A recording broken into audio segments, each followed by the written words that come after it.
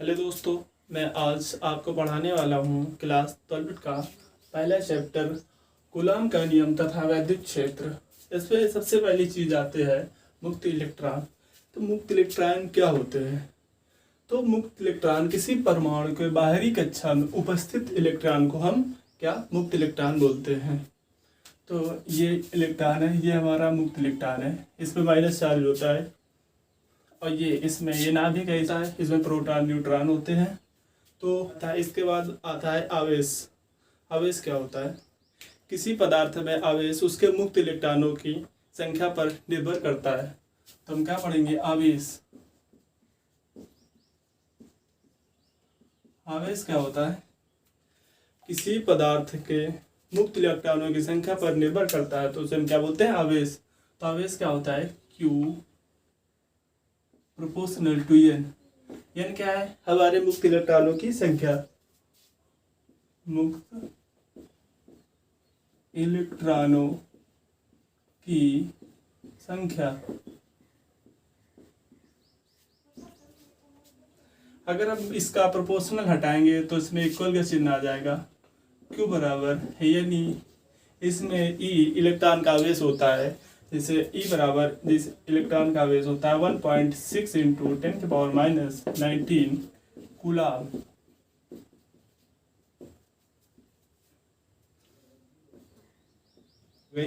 हम आवेश की परिभाषा एक तरह से और कह सकते हैं।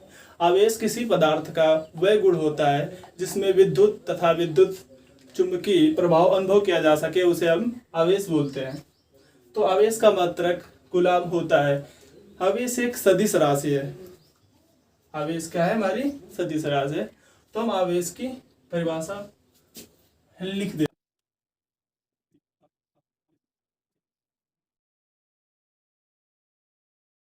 क्या होता है? एक आवेश का सूत्र या फार्मूला ये भी होता है, Q बराबर आई टी, जिसमें आई हमारी क्या है? वैद्युत धारा। आई क्या है? वैद्युत धारा। और इसमें हमारा टी क्या है? टी क्या है हमारा? टी है हमारा समय। अगर हम इस फार्मूले से आवेश की परिभाषा बना तो क्या बना सकते हैं? किसी चालक में बहने वाली धारा उसमें समय प्रवाह के दर के गुणनफल के समानुपाती होती है। जैसे हम ये बोल सकते हैं वैद्युत आवेश। तो इसका मात्रक तो हम पढ़ ही चुके हैं। इसका मात्रक क्या होता है? मात्रक होता है कूलॉम। अगर हम इसकी विमा की बात करें तो इसकी विमा क्या होगी? विमा हम इस फार्मूले से निकालते हैं। विमा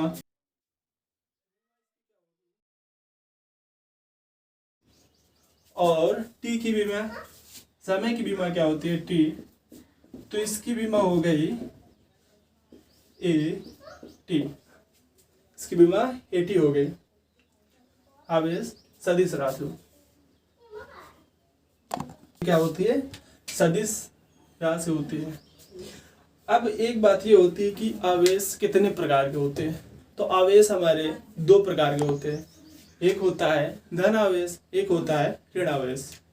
तो हम जाने कि धन आवेश क्या होता है, ऋण आवेश क्या होता है। देखो, यदि किसी पदार्थ में इलेक्ट्रॉनों की कमी होती है तो उसे क्या बोलते हैं? धन आवेश। अगर यदि पदार्थ में इलेक्ट्रॉनों की अधिकता होती है तो इसका मतलब है उसमें ऋण आवेश ज्यादा है। तो हम धन आवेश ऋण आवेश समझ गए क्या होता है। इसको हम पॉजिटिव चार्ज बोलते हैं, इसको निगेटिव चार्ज बोलते हैं। तेज बोले। तो अब हम पढ़ेंगे आवेश संरक्षण का सिद्धांत।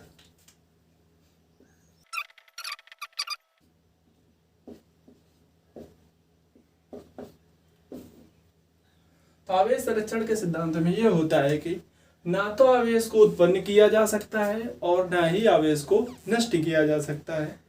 इसे हम आवेश संरक्षण का सिद्धांत कहते हैं। अब इसके बाद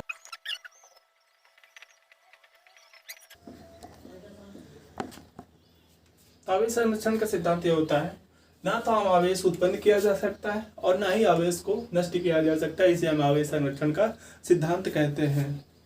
अब हमारा दूसरी चीज आती है वैद्युत क्षेत्र। वैद्युत क्षेत्र, तो वैद्युत क्षेत्र क्या होता है? वैद्युत क्षेत्र वो होता है जहां तक हमारे वैद्युत बल रेखाएं अपना प्रभाव डालते हैं, उससे हम क्या बोलते हैं? वैद्युत क्षेत्र। वैद्युत क्षेत्र क्या होता है? जहां तक वैद्युत बल रेखाएं अपना प्रभाव डालते हैं, उसे क्या बोलते हैं? वैद्युत क्षेत्र।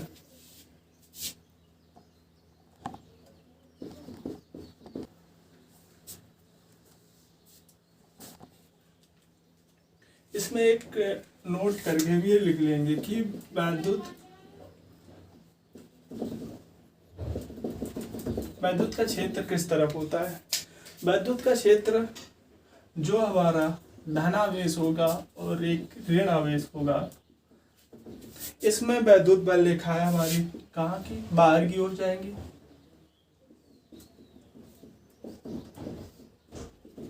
जो धनावेश होगा इसमें वैद्युत रेखाएं हमारी बाहर की ओर जाएंगी। जो हमारा ऋण आवेश होगा इसमें वैद्युत रेखाएं अंदर की ओर आएंगी।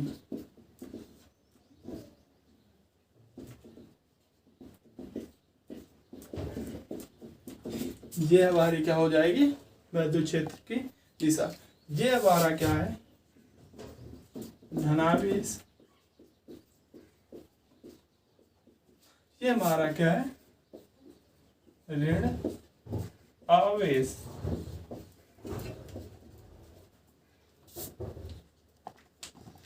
अब हम लोग समझेंगे कूलाम का नियम। जैसा कि हमने बताया था कि कूलाम का नियम तथा वैद्युत क्षेत्र, तो हमारा वैद्युत क्षेत्र हो चुका है। अब हम समझेंगे कूलाम के नियम। कूलाम का नियम क्या होता है कि दो बिंदु आवेश होते हैं, ये पहला बिंदु आवेश है, ये दूसरा बिंदु आवेश है। हम इन दोनों को मिला देते हैं तथा इनके बीच की दूरी क्या है? हमारी r है, तथा इनमें जो बल लगेगा वो हमारा क्या लगेगा?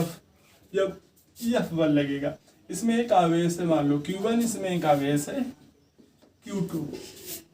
तो हम कूलाम का नियम इस चित्र से कैसे बनाएंगे? इन्हीं दो स्थिर बिंदु आवेशों के बीच लगने वाला वैद्युत आकर्षण व प्रतिकर्षण बल तथा उन बिंदुओं के आवेशों की मात्राओं के गुणनफल के अनुक्रमानुपाती तथा उनके बीच की दूरी के वर्ग के व्युत्क्रमानुपाती होता है। इसे हम क्या बोलते हैं? कूलाम का नियम। तो सबसे पहले क्या बोला है कि उनके आवेशों के मात्राओं के गुणनफल के अनुक्रमानुपाती होता है। तो इसमें या प्रोपोर्शनल टू क्या हो जाएगा? Q1 Q2। और दूसरा क्या बोला है कि उनके बीच की दूरी के वर्ग के व्युत्क्रमानुपाती होता है। तो क्या हो जाएगा? एक F हो जाएगा या प्रोपोर्शनल 1/r²। जब इन दोनों को हम मिलाएंगे तो क्या हो जाएगा?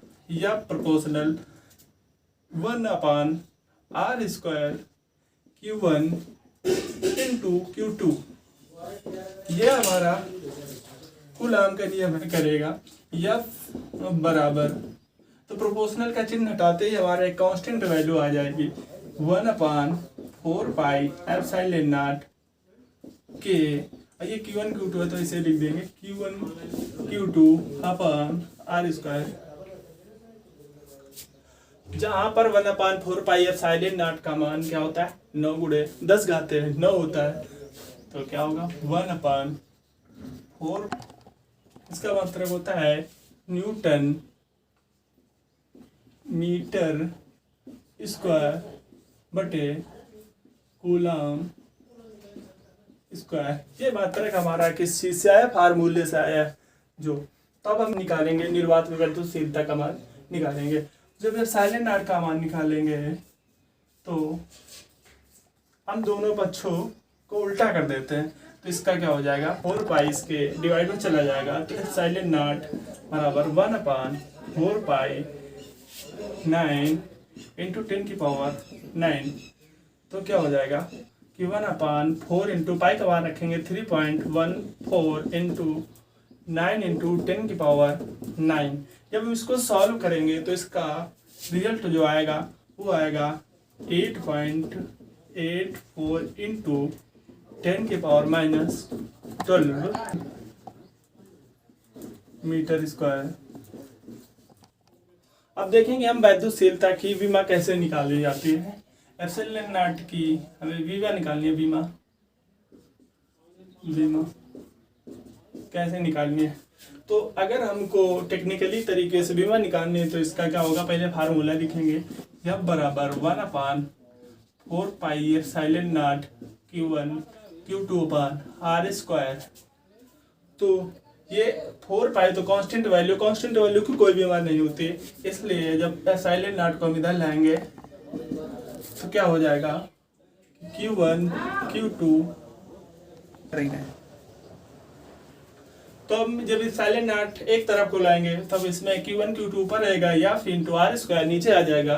तो हमने आवेश की विमा भी हमने आपको क्या बताई थी कि आवेश की विमा होती है AT, और एक और आवेश है तो इसकी विमा क्या हो जाएगी A/T बटे न्यूटन की विमा क्या होती mL/T-2, और हमारी जो मीटर है इसकी दूरी की विमा क्या होती है L² करेंगे तो क्या बनेगा, तो हमारे एक ये है एक ये है तो 2a हो जाए तो A² हो जाएगा। ये t की वैल्यू ये इसका घात 1 है, इसकी घात 1 है, इसकी घात -2 है। जब ये ऊपर जाएगी तो क्या हो जाएगी T⁴। तो सबसे पहले हम इसको m को लिखेंगे, जब ये ऊपर m जाएगा तो क्या हो जाएगा m इनवर्स। अब इसके बाद हम L की विमा लिखेंगे तो क्या हो जाएगा, एक ये L है, इसकी घात 1 है, इसकी घात 2 है, तो ये इसकी घात क्या हो जाएगी 3 हो जाएगी। जब लेकिन ऊपर जाएगा तो इसकी घात क्या हो जाएगी -3। और इसमें अब जब T की विमा होगी यहाँ पर एक इसकी है और तो इसकी विमा हो गई A² इनवर्स L⁻³ T⁴। अब हम अगली वीडियो में पढ़ेंगे परावैद्युतांक वैद्युत क्षेत्र की तीव्रता, बाकी सब चीज़ें हम अगले वीडियो में पढ़ेंगे। अगर वीडियो आपको अच्छा लगे तो लाइक और शेयर और सब्सक्राइब कर दीजिएगा। अगर आप एक लाइक करने से हमें मोटिवेशन मिलेगा, हम अगला वीडियो बनाएंगे। 3 चीज़ों में यार 2 चीज़ तो कर ही सकते हो, लाइक या सब्सक्राइब या शेयर या सब्सक्राइब, कुछ भी कर सकते हो।